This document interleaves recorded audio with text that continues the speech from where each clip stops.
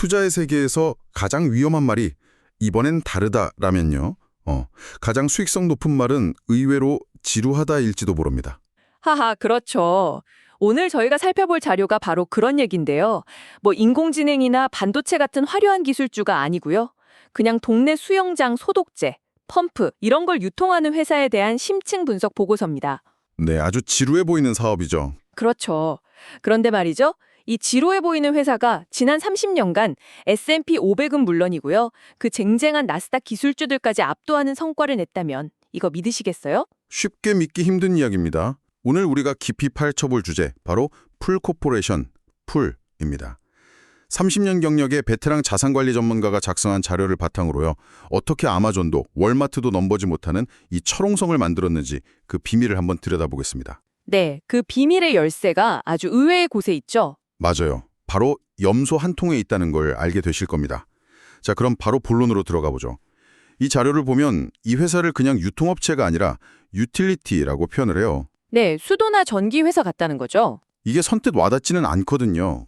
아니, 고작 수영장 용품 파는 게 어떻게 전기처럼 필수 서비스가 될 수 있다는 걸까요? 바로 그 지점이 이 회사의 본질을 꿰뚫는 가장 중요한 포인트입니다. 자료에서는 이걸 생물학적 필연성이라는 아주 흥미로운 개념으로 설명을 해요. 생물학적 필연성이요? 네, 생각해보면 간단합니다. 수영장은 본질적으로 거대한 고인물 탱크잖아요. 그렇죠. 만약에 화학약품으로 꾸준히 관리를 안 해주면 어떻게 될까요? 물이 더러워지겠죠? 며칠만 지나도 녹조가 끼고 박테리아가 번식해서 말 그대로 녹색 늪으로 변해버립니다. 제 친구도 마당에 수영장이 있는데 여름 내내 막 이상하게 생긴 로봇 청소기 돌리고 주기적으로 약품 붓고 하더라고요. 네. 그때는 그냥 유난 떤다고 생각했는데 그게 바로 이 거대 기업의 현금 흐름을 만드는 생물학적 필연성이었군요. 정확합니다. 보기 싫어서라도 관리를 안 할 수가 없겠네요, 정말. 미관성의 문제도 있지만 이게 건강하고 안전에 직결되는 문제이기 때문에 선택이 아닌 필수가 되는 거죠. 즉, 한번 수영장을 소유하게 되면 경기가 좋든 나쁘든 내 주머니 사정이 어떻든 간에 소독제를 사고 필터를 교체하는 유지 보수를 멈출 수가 없습니다. 그럴 수밖에 없겠네요. 이게 바로 자료에서 말하는 청색, 블루 사업입니다. 이 유지보수 관련 매출이 전체의 64%를 차지하는데요. 와, 비중이 엄청나네요. 네, 마치 매달 꼬박꼬박 들어오는 연금처럼 아주 꾸준하고 예측 가능한 현금 흐름을 만들어내는 버팀목 역할을 하는 겁니다. 그렇군요. 그럼 나머지 36%는 뭔가요? 그게 바로 녹색, 그린 사업이라고 불리는 부분인데요. 신규 수영장을 짓거나 낡은 수영장을 리모델링하는 사업입니다. 건설 쪽이군요. 네, 이쪽은 주택 경기나 금리 같은 거시경제 상황에 따라서 수요가 크게 출렁이는 말 그대로 경기 민감형 사업이죠. 하지만 중요한 건 경기가 나빠져서 이 녹색 사업이 휘청일 때도요. 이미 미국 전역에 설치된 1,100만 개의 수영장에서 나오는 그 청색 사업 매출이 회사를 굳건하게 지탱해준다는 사실입니다. 그게 바로 지금처럼 고금리로 주택시장이 꽁꽁 얼어붙은 상황에서도 이 회사가 버틸 수 있는 근본적인 이유가 되는 거군요. 맞습니다. 신규 건설은 줄어도 기존 수영장이 늪으로 변하는 걸 그냥 둘 사람은 없으니까요. 바로 그겁니다. 그럼 그 청색 사업 매출 비중이 지난 10년간 어떻게 변해왔는지도 궁금한데요. 계속 안정적이었나요? 아니면 신규 건설 붐이 일었을 때는 비중이 좀 줄기도 했나요? 아주 좋은 질문입니다. 자료를 보면 그 추이가 명확히 드러나는데요. 주택 경기가 좋았던 2020년이나 2021년에는 녹색 사업 비중이 조금 올라갔다가 최근처럼 경기가 둔화되면 다시 청색 사업 비중이 60% 중반까지 올라오는 패턴을 보입니다. 자동적으로 안정성이 조절되는 거네요. 그렇죠. 회사의 전체적인 성장률은 녹색 사업이 결정하지만 회사의 생존과 안정성은 청색 사업이 담보하는 구조인 거죠. 한 번 만든 수영장은 사실 메우는 비용이 더 비싸서 거의 없애지지 않거든요. 정말요? 네. 결국 이 회사는 이미 존재하는 수백만 개의 수영장이라는 거대한 자산 기반 위에 영구적인 현금 흐름을 만들어낸 겁니다. 알겠습니다. 와, 비즈니스 모델이 정말 탄탄하네요. 그런데 여기서 바로 다음 질문이 생겨요. 그래서 그게 뭐라고? 그냥 아마존 같은 거대 기업이 더 싸게 팔면 끝나는 거 아닌가? 하하, 모두가 하는 질문이죠. 이런 안정적인 시장을 왜 다른 경쟁자들이 가만히 놔두는 걸까요? 이 부분이 이 비즈니스의 진짜 핵심, 바로 경제적 해자에 대한 이야기입니다. 해자요? 네, 누구도 쉽게 복제할 수 없는 강력한 해자 몇 가지를 자료에서 제시하는데요. 첫 번째는 예상하셨겠지만 압도적인 규모입니다. 규모의 경제. 네, 풀코퍼레이션은 2위 경쟁사보다 5배나 큰 규모를 자랑합니다. 와, 5배나요? 네, 이 덕분에 제조사로부터 훨씬 낮은 가격의 제품을 공급받을 수 있죠. 이건 단순히 가격 경쟁력의 원천이 될 뿐만 아니라 취급하는 제품의 가지수에서도 엄청난 차이를 만듭니다. 20만 개가 넘는 부품을 취급하거든요. 20만 개요? 네, 그러니까 수영장 시공업자 입장에서는 풀코퍼레이션에 가면 무조건 있다. 이런 절대적인 신뢰를 주게 되는 거죠. 아, 시간과 싸우는 현장 기술자들한테는 여기저기 알아볼 필요 없이 한 곳에서 모든 걸 해결할 수 있다는 것 자체가 엄청난 가치겠네요. 바로 그겁니다. 그리고 두 번째 해자가 여기서 이어지는데요. 바로 높은 전환 비용, 스위칭 코스트. 전환 비용? 풀코퍼레이션은 수영장 시공이나 관리를 하는 그 영세 업체들한테 단순히 물건만 파는 게 아니에요. 아, 또 뭐가 있나요? 자재비를 외상으로 제공하는 은행 역할을 하고요. 풀306이라는 자체 디지털 플랫폼을 통해 견적부터 주문, 재고 관리, 심지어 고객을 위한 시공 디자인까지 업무 전체를 지원합니다. 잠깐만요. 그럼 그 풀306이라는 게 그냥 온라인 쇼핑몰 같은 게 아니라는 거네요. 전혀 아닙니다. 거의 사업 운용 시스템, OS에 가깝다고 보시면 돼요. 와, 영세 시공업자들은 이 플랫폼 하나로 모든 업무를 처리할 수 있는 거죠. 그렇기 때문에 거래처를 바꾸는 건 단순히 더 싼 공급처를 찾는 문제가 아니게 됩니다. 아, 내 사업의 신용 라인이랑 업무 시스템 전체를 통째로 바꾸는 거니까. 맞습니다. 아주 고통스럽고 위험한 과정이 되는 거죠. 일종의 강력한 락인 효과가 만들어지는 겁니다. 듣고 보니 그 락인 효과가 영세업체들 입장에서는 좀 불공정하게 느껴질 수도 있겠는데요. 한번 그 생태계에 종속되면 다른 선택지가 아예 없어지는 셈이니까요. 날카로운 지적이십니다.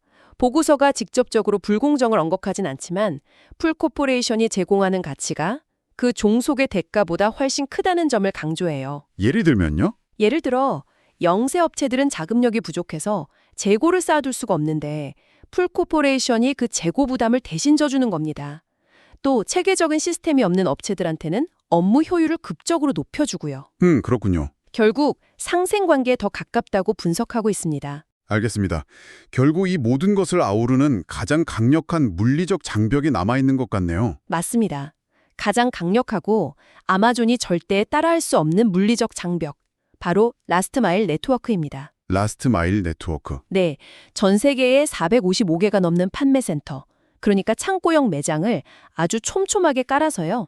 대부분의 시공업자들이 차로 20분 안에 부품을 구할 수 있도록 만들었습니다. 20분 안에요? 네, 시공업자에게 시간은 곧 돈이거든요. 현장에서 갑자기 펌프가 터졌는데 부품 구하러 2시간을 운전해야 한다면 그날 일은 그냥 망치는 겁니다. 와, 디지털 시대에 오히려 가장 아날로그적이고 복잡한 물리적 네트워크가 가장 강력한 방어벽이 된다는 점이 정말 역설적이네요. 그 역설 속에 핵심이 있습니다. 특히 자료에서 강조하는 점이 바로 염소나 산 같은 위험물의 문제입니다. 위험물이요? 네, 이런 화학약품들은 일반 택배나 물류 시스템으로 배송하면 배보다 배꼽이 더 커집니다. 위험물 취급 수수료랑 특수 포장 비용이 엄청나게 비싸거든요. 5만 원이 나올 수도 있다는 겁니다. 배송비가 5만 원이요? 네. 하지만 풀코퍼레이션은 자체 트럭 물류망으로 대량의 위험물을 각 지점까지 아주 저렴하게 운송하고 시공업자들이 직접 와서 픽업해 가게 하는 거죠. 아, 이것이 바로 아마존의 비즈니스 모델로는 절대 효율을 맞출 수 없는 결정적인 지점입니다. 와, 그건 정말 강력하네요. 결국 디지털 시대의 진정한 승자는 가장 복잡하고 지저분하고 손이 많이 가는 아날로그 문제를 해결하는 기업이라는 말이군요. 맞습니다. 모두가 멋진 앱을 만들 때 누군가는 여전히 염소통을 배달할 트럭을 굴려야 한다는 거죠. 완벽한 요약입니다. 제조사는 트럭 단위로 대량 판매를 하고 싶어하고 시공업자는 당장 오늘 쓸 부품 하나가 필요한데 이 둘 사이의 거대한 간극을 풀코퍼레이션이 완벽하게 메워주고 있는 겁니다. 재고 부담, 자금 융통, 즉시 배송이라는 시간과 공간의 가치를 파는 거네요. 바로 그거죠. 알겠습니다. 이렇게 강력한 해자를 가졌다는 건 이해가 됐습니다. 그런데 말이죠. 자료를 보면 이런 철옹성 같은 기업도 최근 주가는 꽤 부진했던 것 같아요.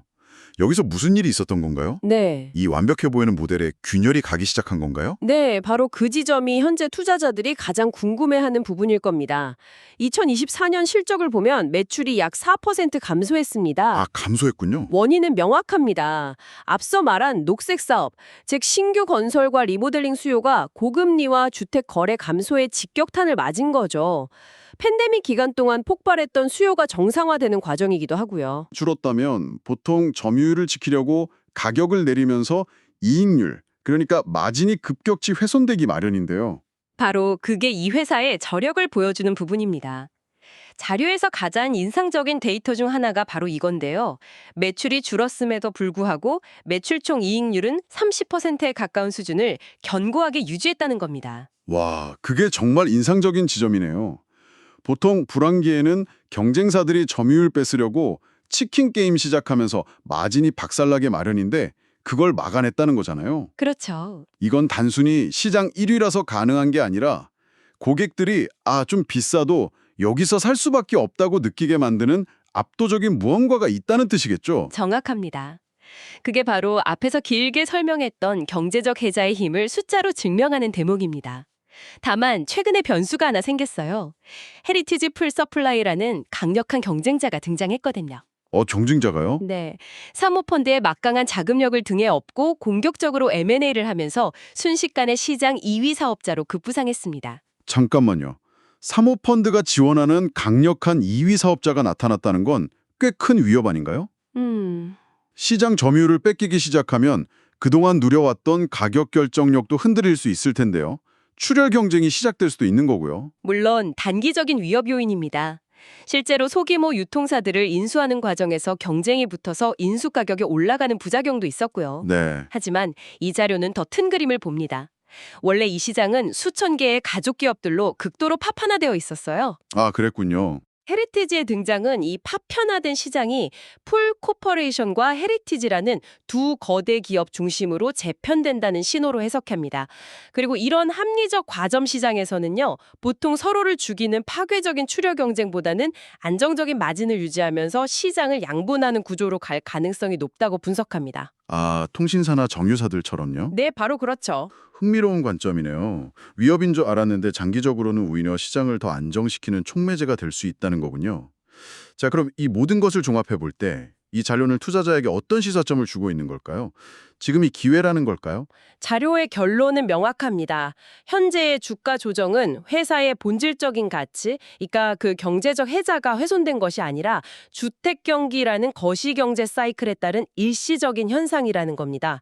일시적인 현상이다. 네, 밸류에이션도 괜찮아 보인다는 분석인데요. 지난 5년 평균 주가 수익 비율 PER이 27배 정도였는데 현재는 2025년 예상 실적 기준으로 24배 수준에서 거래되고 있어서 상대적으로 부담이 적은 구간이라는 거죠. 단기적인 시세 차익보다는 좀 긴 호흡으로 봐야 한다는 의미로 들리네요. 맞습니다. 이 자료는 이 주식을 단기 트레이딩 대상이 아니라 장기적인 부의 축적을 위한 핵심 자산으로 접근할 것을 제안합니다. 아, 실제로 이 회사는 16년 연속 배당금을 인상했고 돈을 벌 때마다 꾸준히 자사주를 매입해서 소각하면서 주주 가치를 높여왔습니다. 경영진의 자신감이 보이네요. 그렇죠. 경영진이 회사의 장기적인 미래에 대해 얼마나 자신감을 갖고 있는지를 보여주는 대목이죠. 결국 주택시장 사이클이 다시 돌아오고 금리가 안정화되면 그동안 억눌렸던 신규 건설과 리모델링 수요가 다시 살아나면서 실적이 강력하게 반등할 것이라는 게 이 보고서의 핵심적인 시각입니다. 오늘 우리는 수영장 용품 유통사라는 이 지루한 비즈니스 안에 숨겨진 정말 강력하고 독점적인 성장 공식을 들여다봤습니다. 네. 눈에 보이지 않는 생물학적 필연성과 누구도 쉽게 복제할 수 없는 복잡한 물리적 네트워크가 어떻게 강력한 경제적 해자를 만드는지 명확하게 알 수 있었네요. 맞습니다. 겉보기엔 단순한 도매업 같지만 그 속에는 금융, 물류, IT 플랫폼이 유기적으로 결합된 아주 정교한 비즈니스 모델이 숨어 있었습니다. 맞습니다. 그리고 이 분석은 우리에게 아주 중요한 질문 하나를 남깁니다. 풀코퍼레이션의 힘은 화려한 디지털 세상이 아니라 번거롭고 복잡하고 귀찮은 현실 세계의 물류 문제를 해결하는 데서 나왔습니다. 그렇다면 우리가 매일 무심코 지나치는 저 지루한 현실 세계의 산업들 속에는 아직 발견되지 않은 제2의 풀코퍼레이션이 숨어 있지 않을까요? 다음에 마주치는 낡은 트럭이나 평범한 창고를 조금은 다른 시각으로 보게 될지도 모르겠습니다.